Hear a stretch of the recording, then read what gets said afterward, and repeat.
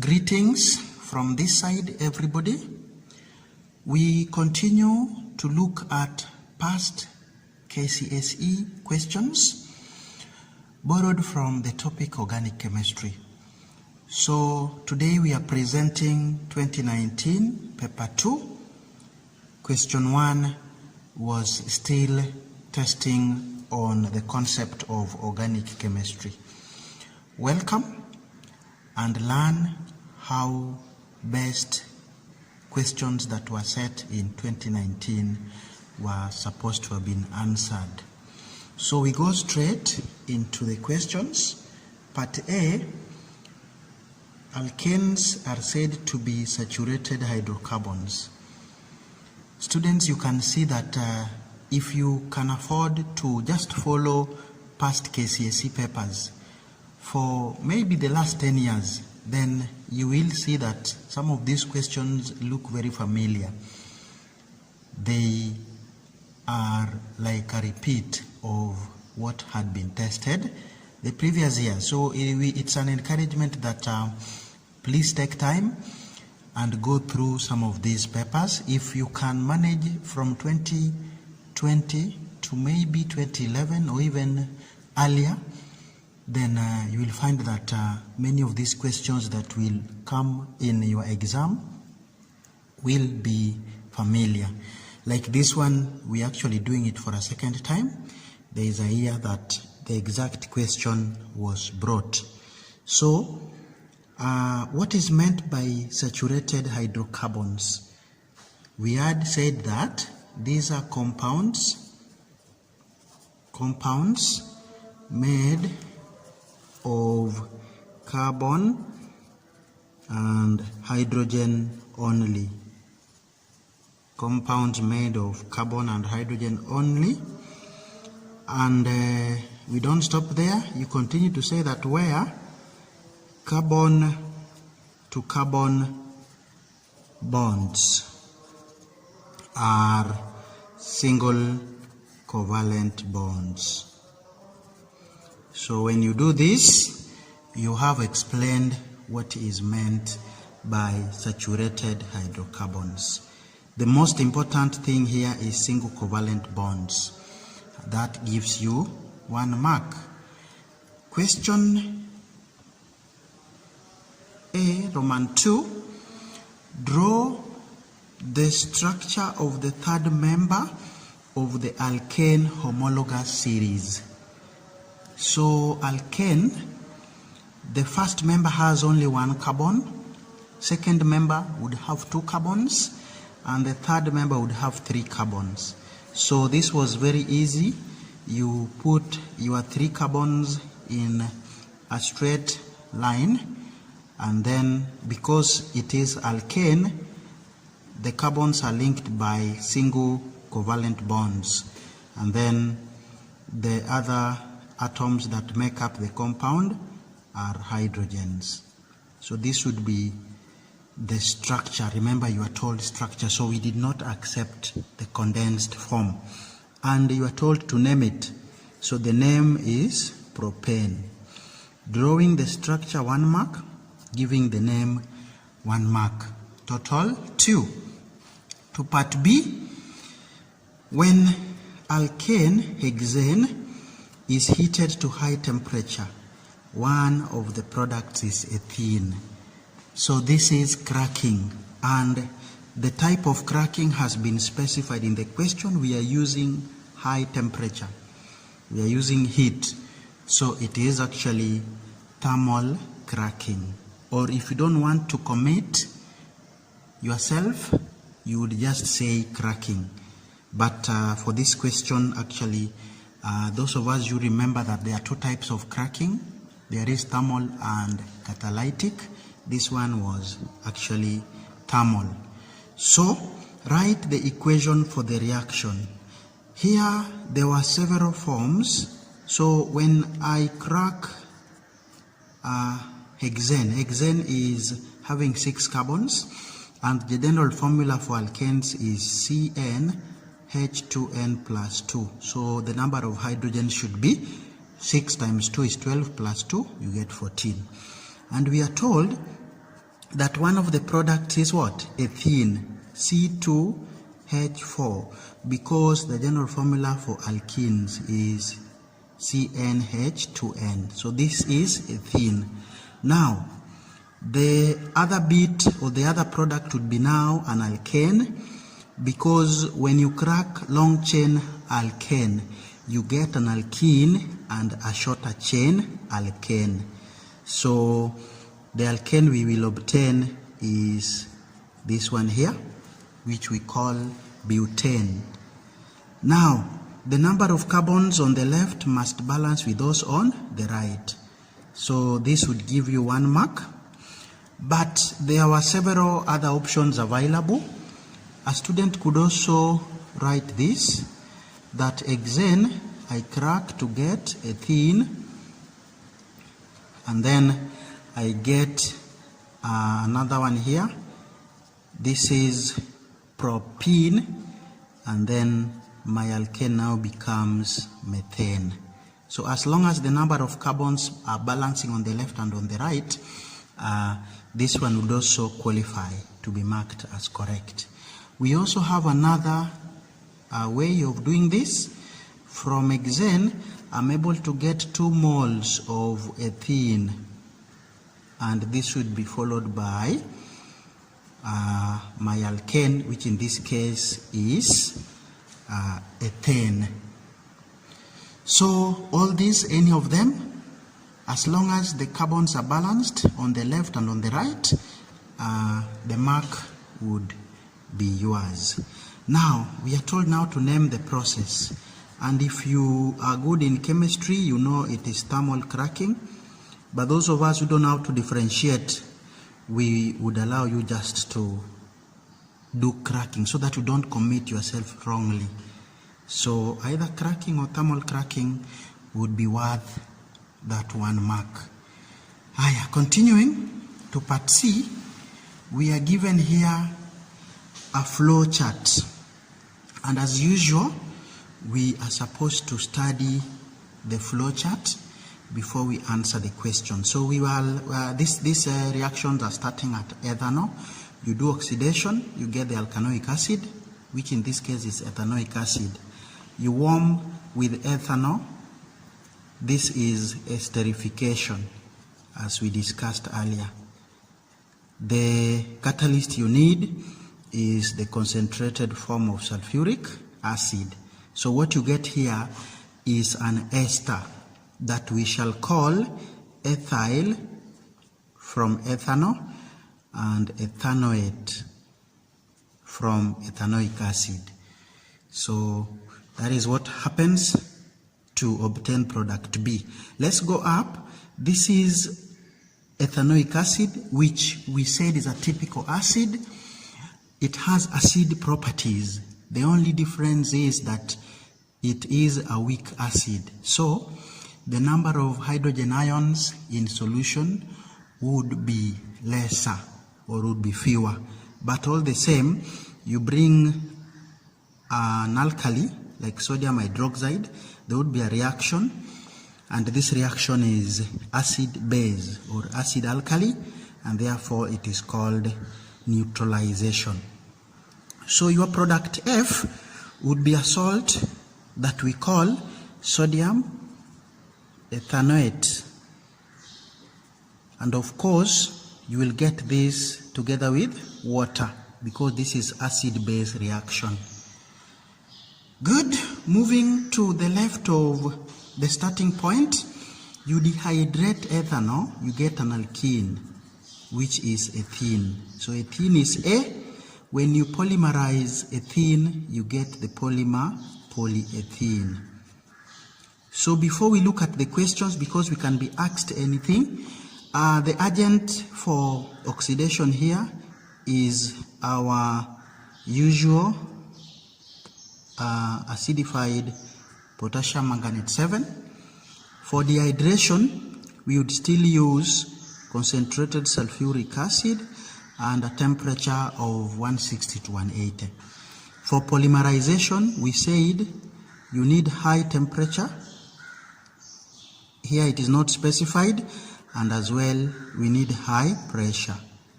So students, if you study your scheme the way we have done, any question that you'd be asked would be so simple to answer, and you also get some confidence before you face your questions. So we are going to turn to page 2 and try to see what was asked about our scheme, which we have confidently studied together.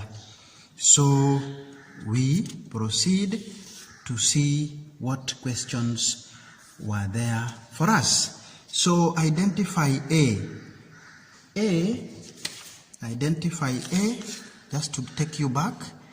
A is ethene, having studied our scheme very, very confidently. So the answer here is ethene, and because you are told to identify, we may also accept the formula. But please make sure as you write the formula, you avoid joining your letters. So either of those for 1 mark. Now, the next question, state one physical property of B. Let's see where B is. B is your ester here, ethyl ethanoate. So what do you know about esters in terms of properties? There are quite many. The first property is about the smell. So you would tell us fruity, which can also be said to be pleasant, which can also be said to be sweet smell. That is one property, each for 1 mark. Then somebody will also say that esters are actually colorless, so you might also give this as a property, colorless liquid. That one would also qualify to be an answer for this question. And also we know esters actually dissolve in water, so they are miscible. So you'd also give us another property that substance B is miscible with water, which means when you mix them, you don't get 2 layers. So any of those would qualify to give you the 1 mark. You are asked just to state one physical property. Now, moving on, draw the structure of D. Let us see where D is. D is our polyethylene. So it is so easy to draw. Polyethylene is this polymer, and of course you show that the chain continues. So one thing that I want to state here is we have the monomer having 2 carbons. So when you are drawing the polymer, we will only accept even number of repeating units. For example, 2 is even number. You can also do 1 with 4, like this. But please don't give 1 with 3. Don't give 1 with the odd number of repeat units. That one will deny you the mark. So if the monomer has 2 carbons, we only accept polymer with multiples of 2. Get that as a student. So if you stopped at carbon 3, then you will not get the mark. The reason is the monomer has 2 carbons. When it repeats itself to form a polymer, the polymer must have carbons. The number of carbons in the polymer must be multiples of the number of carbons in the monomer. Now, this is polyethylene. Give a reason why it pollutes the environment. Here also, we have quite a number of responses. Number 1, you could say non-biodegradable. Non-biodegradable. Okay? Which would also mean that they do not decompose. So any of these would qualify you for an answer.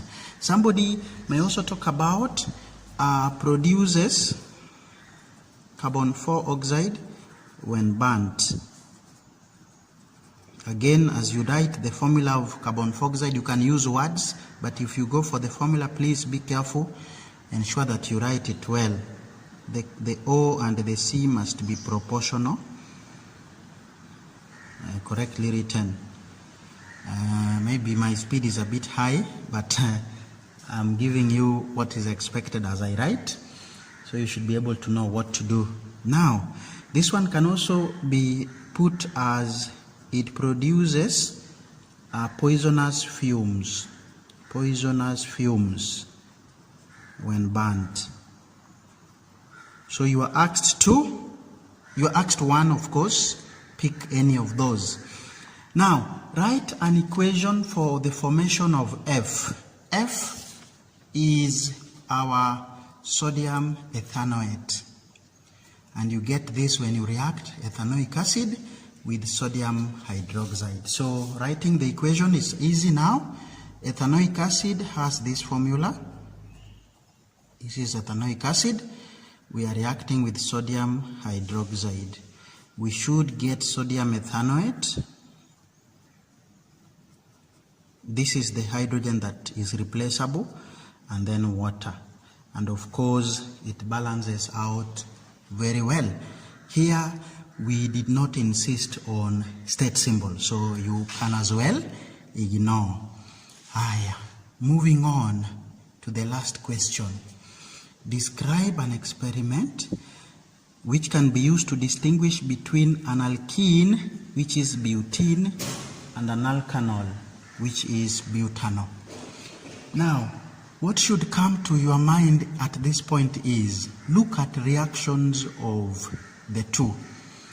Both can be oxidized using our oxidizing agents, acidified potassium manganese. For that matter, oxidation using common oxidizing agents would not be able to distinguish between the two. So the only options we had here, there are two. Number one, we could use bromine water. So we could add bromine water to both, of course, separately. Don't put all in one mixture. So just doing bromine water is one whole mark. Then you continue now to give us what changes were expected. So bromine water is either brown or yellow. Any of those color shades are acceptable. So brown or yellow color of bromine water, it would persist. It would persist where? In butanol. But, or while, butene would decolorize it. While butene would decolorize the bromine water. So this is one test that you can do to differentiate between the two. We have just explained that the oxidizing agents will not work because both can be oxidized. This can be oxidized to a diol or maybe a tetraol for that matter, and this one will be oxidized to the alkanoic acid. Now, the second one is through burning. So we are going to burn or ignite the substances separately, of course. So what happens? Butene, because it is unsaturated, it will produce smoky flame or yellow flame, or you can say luminous flame. When it comes to butanol, butanol would burn with blue flame, or you can also say non-luminous flame. We were also accepting colorless flame to compare with the yellow here. So how are they marked? Marks were awarded as follows: bromine water for one whole mark, then When you say the brown yellow color of bromine persists, a half a mark, and then decolorize for butene, a half a mark. For this other one, burn or ignite, 1 whole mark. Butene produces smoky flame, a half. Butanol burns with blue flame, half. Total 2. We have come to the end, and one thing that is very clear is a good student who wants to pass has to go through several past KCSE papers, because you have seen that for the last 3 papers that we've gone through, some questions from this topic are actually a repeat of previous years' questions. We continue to wish you the best. Spread the word. Thank you.